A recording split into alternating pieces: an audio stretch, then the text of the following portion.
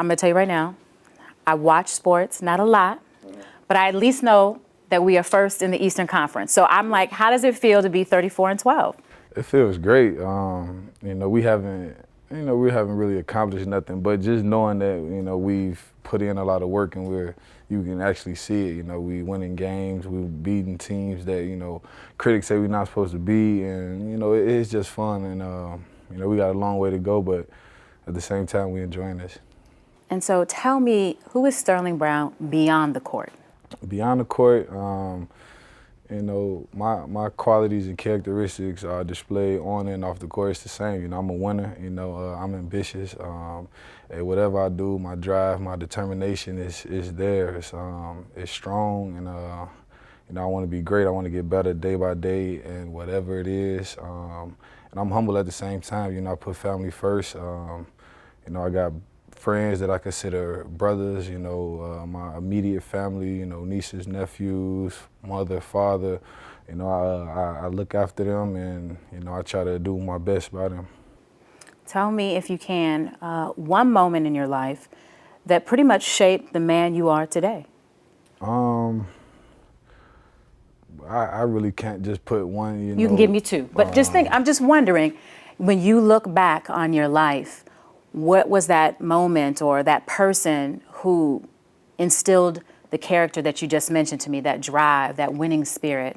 It's just, my growing up in high school, I had two real close friends get killed, shot in Maywood, Illinois, and that kind of molded me, It's been a fight, survival coming out of there, and I was one of those who have survived, who made it out, and that molded me, and my college experience molded me as well. It was a lot of ups and downs, a lot of battles within. I went far away from my family, and so I had to find out and figure out who I was and what I wanted to do, and I made it out. And I'm here today. I'm doing pretty well for myself, able to look out for my family, look out for myself. So I got miles to go, and I got a lot of things to accomplish. And we know the statistics of how many people actually get in the NBA from college ball or even high school. So the fact that you've made it thus far is definitely an accomplishment. Yeah, it is. Let's talk about the game. Is there anything in the game that could frustrate you?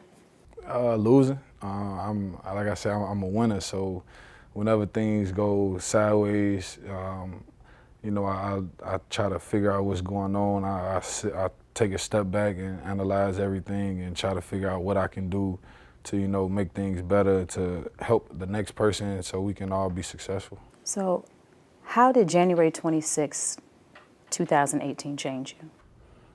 It was confirmation for me of what goes on a daily basis.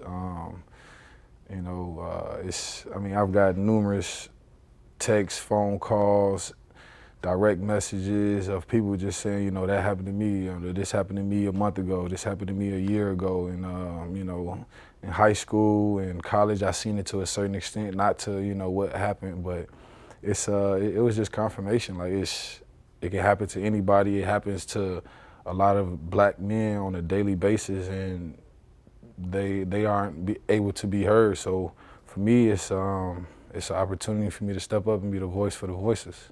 You say confirmation. How have you now then been able to rebound from that situation? I say basketball has helped me a lot. It helped me keep my mind focused on something. I wasn't able to just drift away and dwell in what happened and, just let it eat me up. I was able to focus on something as well as deal with the situation. So it was a balance there for me. You talked about being the voice. You talk also about moving forward. So let's talk about that. What do you plan, or what have you been planning to do to continue being that voice to speak up about these injustices? Well, me and my brother, we started a foundation called the Salute Foundation. Stands for sacrifice, ambition, loyalty, unremitting, truth, and education. And it's pretty much a foundation to go out there and help and mentor and teach the kids about, everyday struggles, everyday, things that they go through.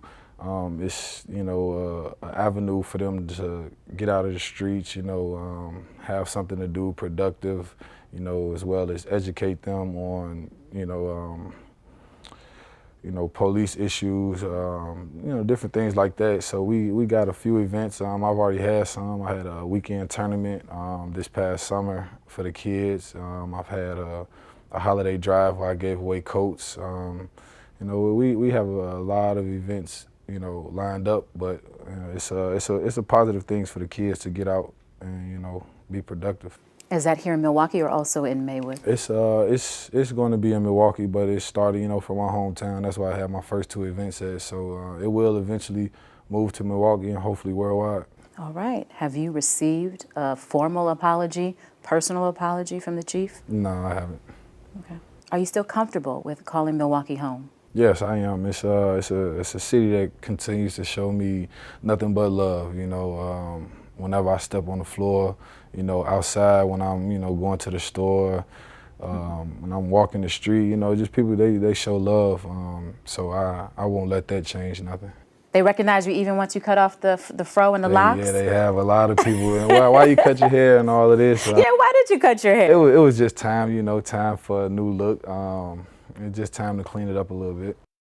What do you really want people to know about you beyond that video? It was a lot said about me, coming from that video. But like I say, I'm a humble person. I'm ambitious as well.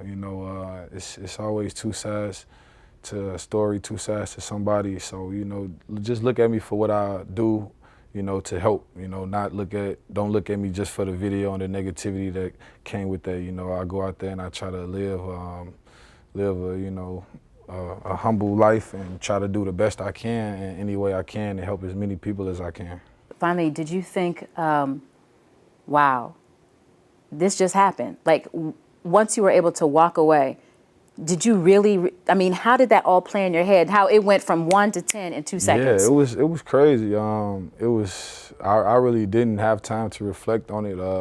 Maybe a little bit, that night when I was, in the cell, but as soon as I got out, I had a game. I had a shoot around. I had to go right to the gym and get ready and get prepared, get mentally, prepared. And so I didn't get time to dwell on it. But after, that night and the next few nights, I just, like I said, I internalized it. I tried to figure out, what was going on and just not dwell on it, but figure out what was next, how I'm gonna handle the situation and go from there.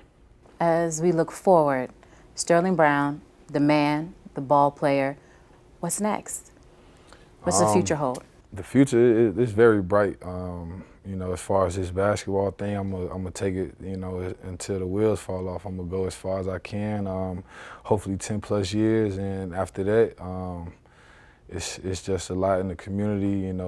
Businesses I have ideas for, and it's the sky's the limit for me. Whatever I set my mind on, I feel like I can, accomplish it, and I'm gonna give it my all. In Maywood, you were mentioning earlier, I just thought of this though, you said you had 2 of your classmates who were shot and killed, right? Yeah, close friends. Close friends. Is it hard for young black men here in Milwaukee, in Maywood, to survive? It's, it has its challenges, you're a product of your environment, and, some people fall into it not because, they, some just don't have a choice. It's what they grew up in. It's the household, and that's why me, as well as my brother and everybody else who would be involved, going to try to get those kids a different direction and shine a different light on them so they can, so they don't follow the norm of things that have happened in their family to their brothers, to their fathers, and as well, we're going to try to help those young adults as well as adults, try to figure out, just figure out a different path to where they can be successful and try to help the generations below them. Who's your favorite on the team? Like, who's your go-to guy? I got a different relationship with everybody on the team. I can't point out, just one person, from DJ to Bled, Giannis, Chris Middleton, Malcolm, Thon. We all got. You're all kind of pretty tight. Yeah. I feel like the whole team is, close, and it reflects on how we play. How, you know, how successful we are right now. You know, you see guys on the bench cheering. Like, we just have it's a great group. Well, I'm glad to see you guys winning.